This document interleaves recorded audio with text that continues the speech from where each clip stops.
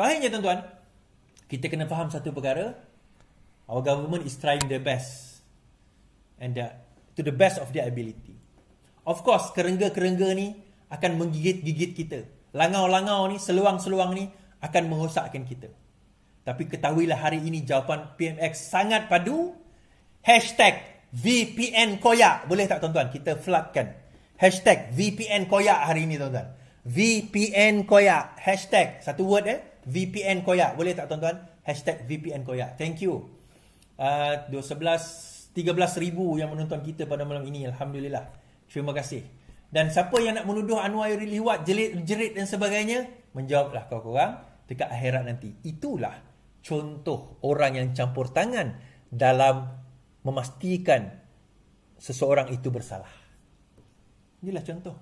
Dan mereka menggunakan contoh itu, iaitu penyalahguna kuasa untuk menghukum seseorang. VPN Koyak inilah yang guna contoh itu.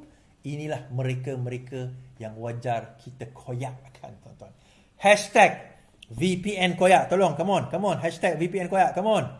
Yes, #VPN Koyak. #walaon rabak. #VPN Koyak. #walaon rabak. Hari ni, tuan-tuan. Terkencing-kencing mereka. Barulah kau menjawab dengan Datuk Seri Anwar Ibrahim. Tak berani dia, tuan-tuan. Tak berani. Tak berani. Okey? Terbaiklah tuan-tuan. Terbaik. Balik kepada cerita ahli orang kata tentang Zahid tadi. Tentang kes Zahid tadi. Datuk Seri Anwar Ibrahim juga menjawab dua perkara. Pertama, kes Zahid. Dia kata nak minta penjelasan. AG keluar 11. Dan saya dah baca dalam live saya 2 kali. Penjelasan tersebut. Dah jawab. Nak minta penjelasan apa lagi? Yang kedua, Perdana Menteri kata, kita bercakap soal pembebasan ataupun pengasingan kuasa di antara kehakiman dan juga legislature. Penggubal undang-undang, parlimen. Inilah pengagihan kuasa. Kenapa AG buat sedemikian? Tanya AG. AG yang kena jelaskan. Dah dijelaskan pun. Adakah wajar atau tidak wajar? Itu kuasa AG. Kalau Anwar tiba-tiba campur tangan, maka apa bezanya dengan Anwar campur tangan sebelum ini? So sebenarnya kalau sekiranya katakanlah zaman PN, katalah PN memerintah sekarang, katakanlah, na'udzubillah lah, tapi PN memerintah. So adakah PN akan mengarahkan AG untuk dakwa balik Zahid? So kalau orang kata pembangkang PN sekarang ni mengarahkan AG untuk dakwa balik Zahid, maka itu juga dianggap sebagai salah guna kuasa. Kerana campur tangan. Boleh tak Anwar campur tangan minta supaya didakwa balik Muhyiddin Yassin? Kenapa Anwar tak buat?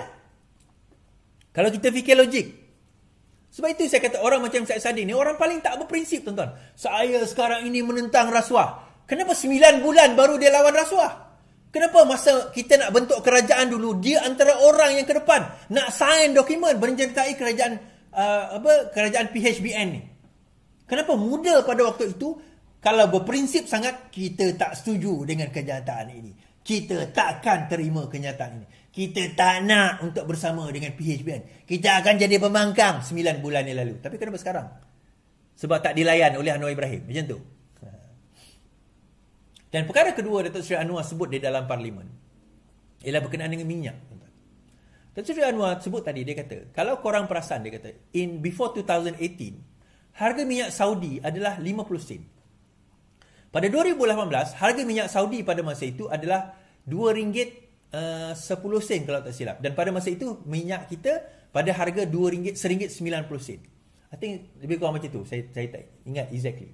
Sekarang, 2023, harga minyak Saudi RM2.80.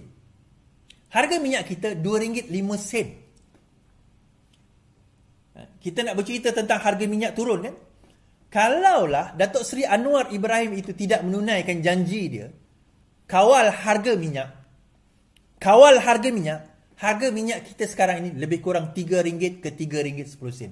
RON 95. So, siapa yang mempersoalkan soal harga minyak tu, korang nak ditarik balik subsidi ke? Turunkanlah sikit harga minyak is. Nak turun apa? Harga dah turun. Harga dah turun. Tak berubah pun harga. Subsidi itu, bila harga minyak naik, subsidi itu ditambah. Faham tak? Harga minyak dunia naik. Sekarang ini minyak Saudi RM2.80. Sebelum ini RM2.20 ke RM2.10 macam tu. Tapi minyak kita kekal RM2.05. So bila harga minyak naik, apa yang bertambah tuan-tuan? Subsidi untuk mengekalkan harga RM2 tu. Kalau kerajaan ini nak ambil fikir untung, tak fikir untuk menyelaraskan harga dan memastikan bahawa harga minyak itu kekal turun, dia tarik balik subsidi. Subsidi itu boleh buat projek. Subsidi di dalam negara kita 90 bilion tuan-tuan. Termasuk subsidi minyak 3 bilion. 3 bilion tu banyak mana Is? 3,000 juta. 1 juta tu ada 3,000 kali. Tuan-tuan ambil pen malam ni. Tuan-tuan ambil pen. Tuan-tuan tulis 1 juta. Tuan-tuan tulis 3,000 kali. Itulah banyak 3 bilion. Saya ulang Tuan-tuan ambil pen wala on ambil pen, tulis 1 juta 1000 atau tak payahlah 1 JUTA 1 juta atau 1 J lah. 1 J tulis 3,000 kali. Itulah nilai 3 bilion untuk mengekalkan harga minyak kita. Supaya tak ada kenaikan harga. Kita buat tuan-tuan. Untuk apa? Rakyat. Siapa yang perkenalkan apa orang kata subsidi minyak ni? Kerajaan Pakatan Harapan. Pada tahun bila? 2018. Tunai tak janji? Janji dah tunai. Kita kena turun berapa? RM1.50. RM1.20. Apa kata bagi free je lah kalau korang memerintah berani? Ada beran? Bagi free. Tuan-tuan, kalau kerajaan nak turunkan boleh. Kalau setakat nak populis, macam saya Saddiq orang yang nak populis, nak turunkan boleh, tak ada masalah. Letak subsidi lah. Letak subsidi, tambah lagi 2 bilion is, 3 bilion, 5 bilion. Tuan-tuan tahu 1 bilion subsidi pembangunan untuk Kedah saja 1 bilion. Untuk Kedah 1 bilion. 1 bilion akhirnya siapa yang akan deprive? Orang negeri Kedah. Kita jangan ingat, duit tu bukan turun daripada langit. Kalau kita nak tambah subsidi, sekarang ini 90 bilion standing. Kita bayar hutang 50 bilion. Hutang saja 50 bilion. Subsidi 90 bilion. 140 bilion itu hanya sekadar hutang dan subsidi. Tak cerita pembangunan, tak cerita sekolah daif, tak cerita lagi berkenaan dengan apa orang kata jalan raya baik pulih, pekerjaan dan sebagainya. Sebab itu bila ditanya, Rafizi tanya soalan 1.5 trilion. Bagaimana kalau PAS pemerintah nak selesaikan masalah ini? Orang paling pandai dalam PAS tak boleh nak jawab. So Rafizi jawab, kaedahnya adalah dengan menurunkan defisit. Turunkan defisit. Ada orang persoalkan, apa kena mengena turun defisit pula? Kenapa perlu diturunkan defisit ni? Kita kena faham, penurunan defisit itu akan naikkan rating kita di dalam international credit. Bila rating international credit kita baik, bermakna interest kita akan dikurangkan. Tuan-tuan pergi international credit rating, dulu kita pernah zaman Anwar Ibrahim jadi Perdana Menteri dan Menteri Keuangan, rating kita pada masa itu A atau AAB. So interest kita kalau kita buat pinjaman rendah. Tuan-tuan nak dapat bila kita defisit, kita kena berhutang. Maksudnya belanja itu lebih daripada pendapatan. Nak tampung belanja macam ni kena berhutang lah. So bila kita berhutang, hutang itu makin tinggi. Dan kita mula hutang kita melonjak naik tahun 2009. 2009 hutang kita mula melonjak naik berbanding dengan GDP. Berbanding dengan GDP. Itu sebab itu kita kena faham tuan-tuan. Benda ini berlaku atas dasar apa? Dia sebenarnya akhirnya tata kelola, kaedah, kreativiti dan juga kelangsungan kebolehan pemerintah itu memerintah. Anwar Ibrahim, Rafizi Ramli, kabinet sekarang ini. Saya tak boleh bercakap on behalf of other people, saya bercakap tentang keadilan. Menteri-menteri dia berdedikasi bila setiap sen itu dikeluar dan dibelanjakan, dia pastikan setiap sen itu pergi kepada rakyat. Bukannya dia memikirkan, aku dah jadi Perdana Menteri, dah Menteri Keuangan ni, kalau aku buat projek ni berapa persen aku dapat? Tak dapat duit projek itu dapat kepada rakyat ataupun benefit kepada rakyat itu tak penting. Yang penting aku dapat berapa persen. Kalau aku buat projek pengangkutan yang menggunakan hidrogen ni 5 bilion ini, kroni aku dapat berapa Dapat rakyat dapat merasa ke tidak, itu tak penting. Yang penting kroni kita dapat dulu. Ni yang berlaku sebelum ini. This is what happened before this. And disebabkan oleh perkara ini, kita berhutang terlalu banyak.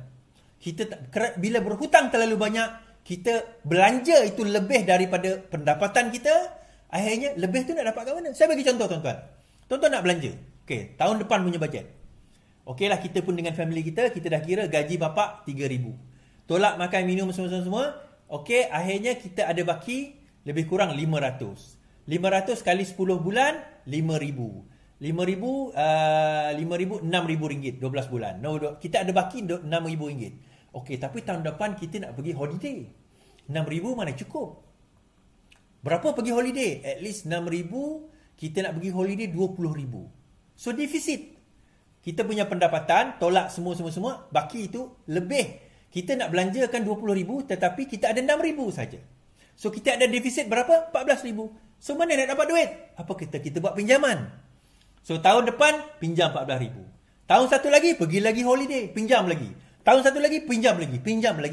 Dah 10 tahun, hutang ni jadi pula 500,000 contoh. Dah tak mampu nak bayar. Itu akan jadi macam negara seperti Greece, di mana hampir bankrupt. Tak mampu nak bayar hutang. Kerana tata kelola hutang kita sekarang ni 1.5 trilion. Kalau tidak dikawal, lebih kurang dalam 1 ke 2 tahun, unjuran ekonomis boleh mencecah sehingga 2 ke 2.5 trilion. Macam mana nak gambarkan 1 trilion ni tuan-tuan? Kalau 1 bilion itu 1,000 juta, 1 trilion itu adalah 1 juta. Ataupun 1,000 bilion. Umpama sekarang ni, kalau 1 juta tu RM1, 1 bilion tu RM1,000. 1 bilion tu RM1,000. RM1,000 tu ada 1,000 lagi. 1 juta ringgit. 1 juta. Orang yang ada 1 juta, orang yang ada 1,000, orang yang ada RM1. Tu beza dia 1 juta. Supaya kita nampak. Itu bukan satu jumlah yang sikit, tuan-tuan. Dan siapa yang nak kena tanggung? Orang nak cakap reformati. Orang tu tahu ke nak selesaikan masalah? Masalah 1.5 trilion ni, dia orang pandai ke? Tuan-tuan pernah bahas tak? Pernah dengar tak bagaimana pembangkang nak selesaikan masalah 1.5 trilion tu? Saya berani jamin, saya boleh bawa naik kerengga-kerengga, seluang dan walaon ni, tak ada seorang pun berani nak jawab soalan yang kita nak kemukakan. How are you going to solve 1.5 trilion hutang negara? They will not be able to answer that question. Serius saya kata. Serius saya kata. Dia orang takkan boleh nak jawab soalan itu.